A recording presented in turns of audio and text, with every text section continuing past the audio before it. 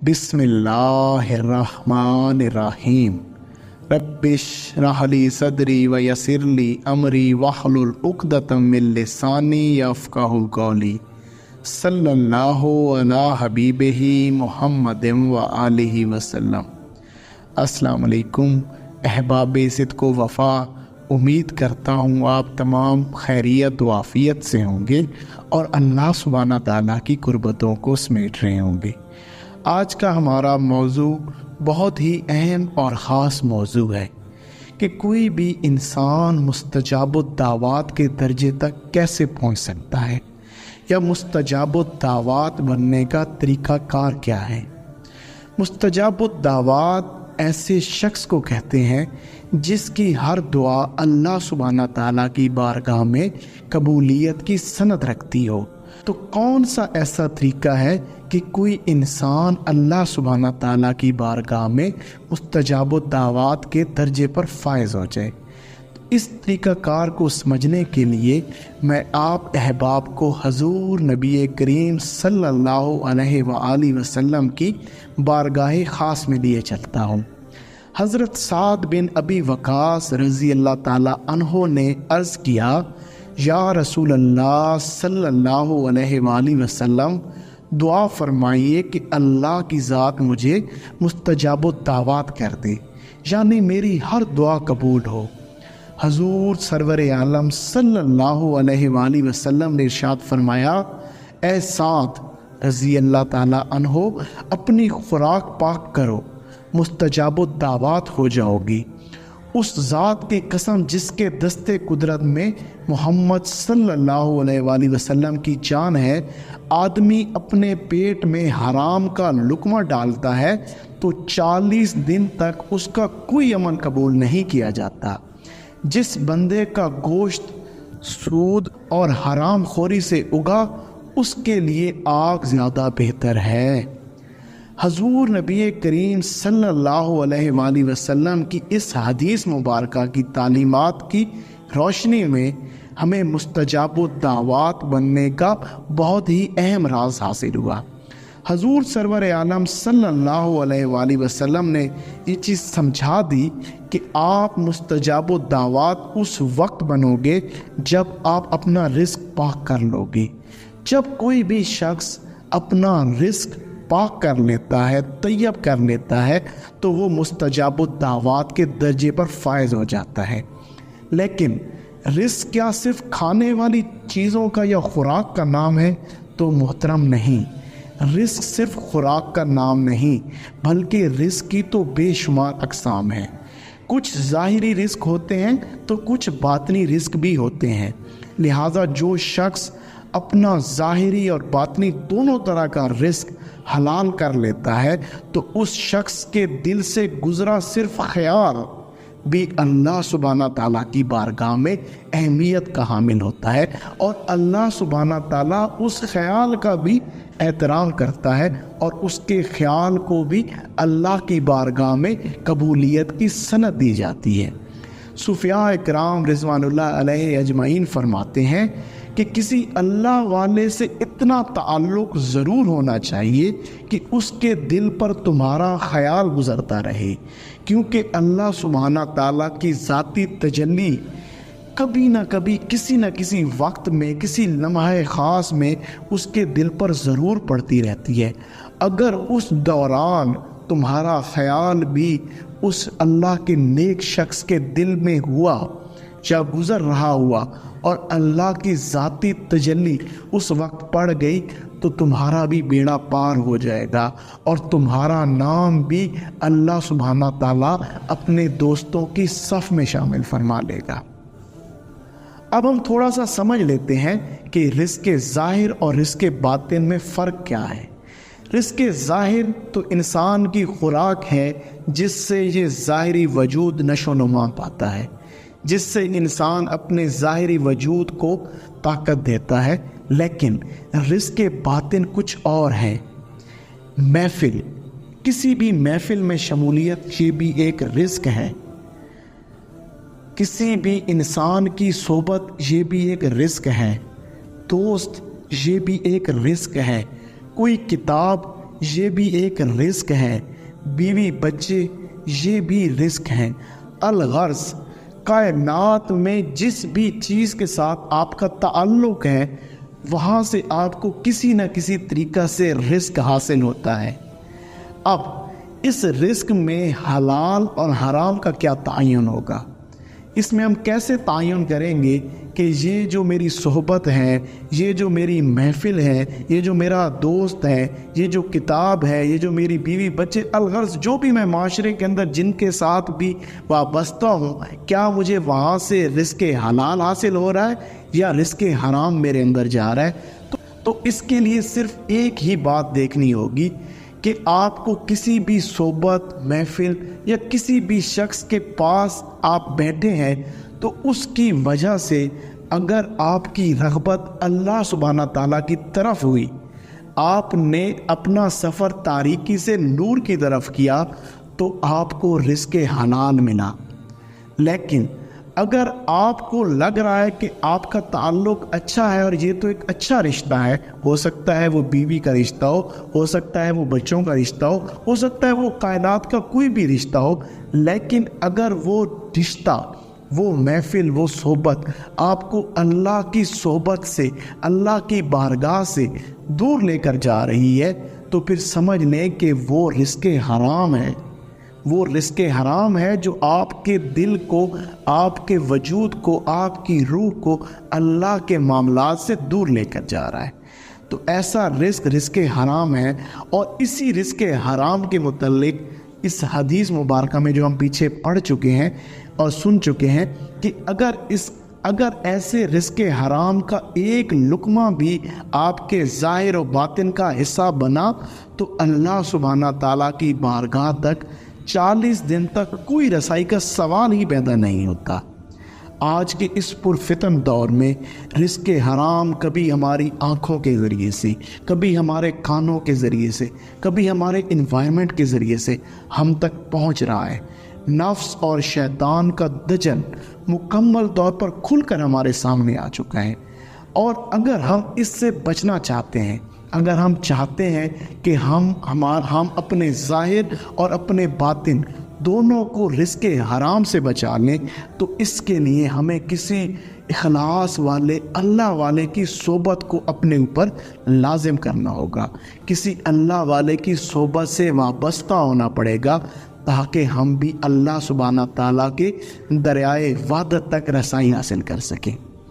اب اس بات کے اوپر، ان معاملات کے اوپر کسی نے بہت ہی خوبصورت انداز میں کلام فرمایا۔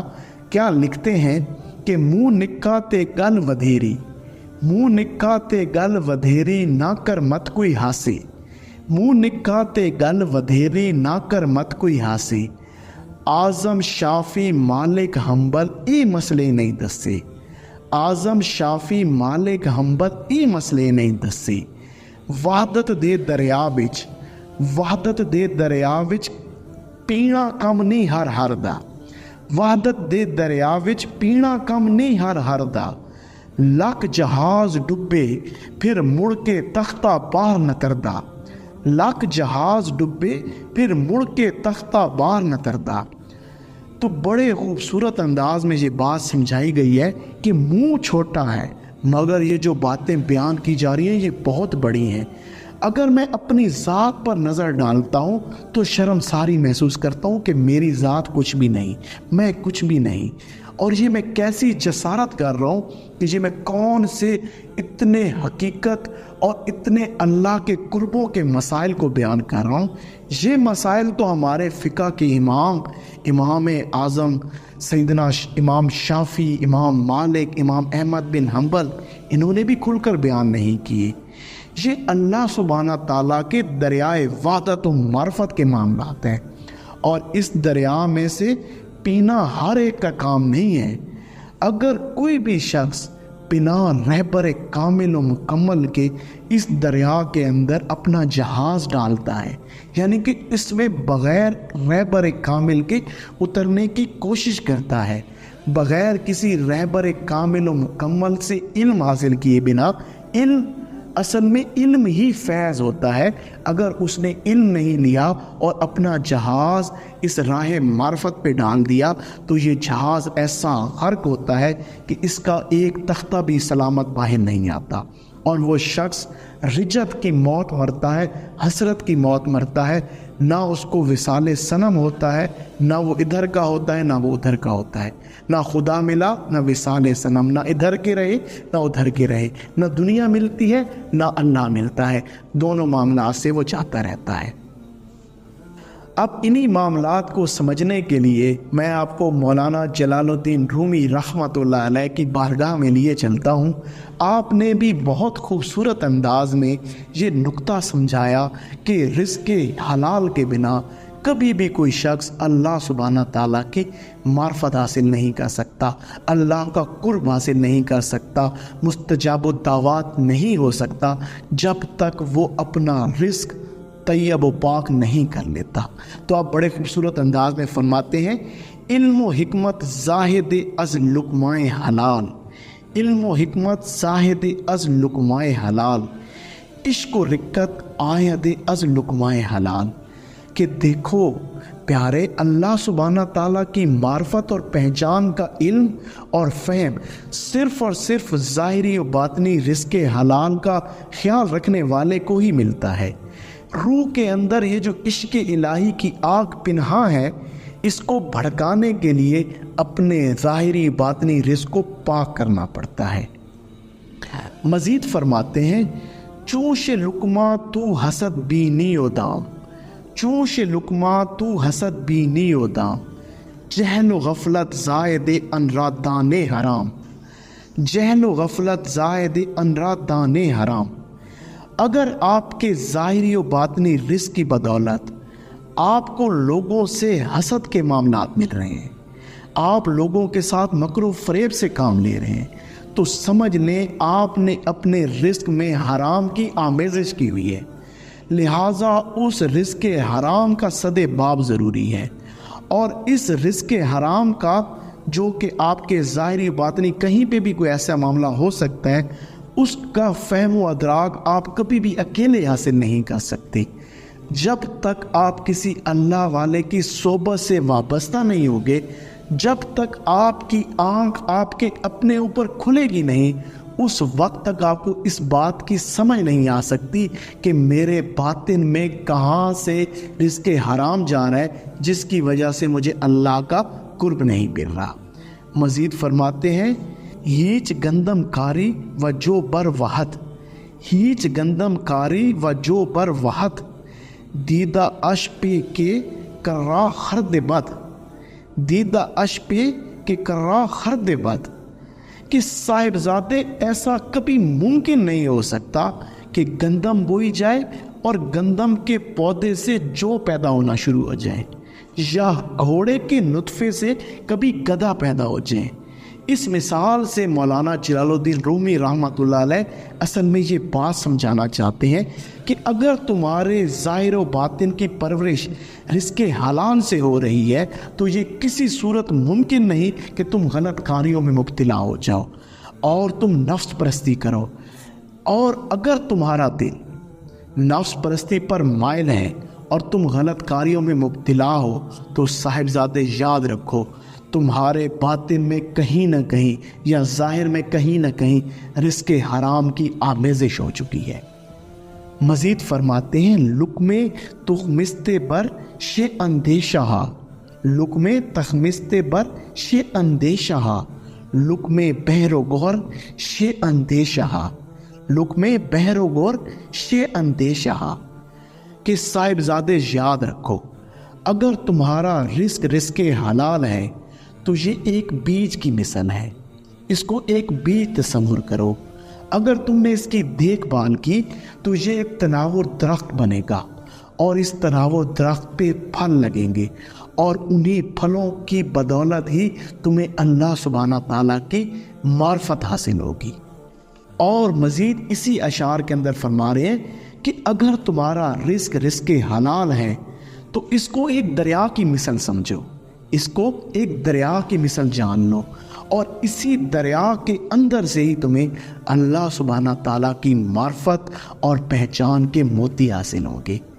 آخری اشعار میں بہت ہی خوبصورت انداز اپناتے ہوئے فرماتے ہیں، زائد از لقمہ حلال اندرے وہاں، زائد از لقمہ حلال اندرے وہاں، میل خدمت عزم رفتن آنے جہاں، زائد از لقمہ حلال اندرے وہاں، میل خدمت عزم رفتن آنے جہاں، کہ اگر تمہاری ذات میں ظاہر و باطناً رزق حلال کے معاملات جا رہے ہیں تو صاحبزادے اس کی برکت سے تمہیں اللہ سبحانہ تعالیٰ کی قربت اور آخرت کی طرف توجہ کرنے کی معرفت نصیب ہوگی، اور تمہارے اعمال بھی خالصتاً اللہ سبحانہ تعالیٰ کی ذات کے لیے ہو جائیں گے۔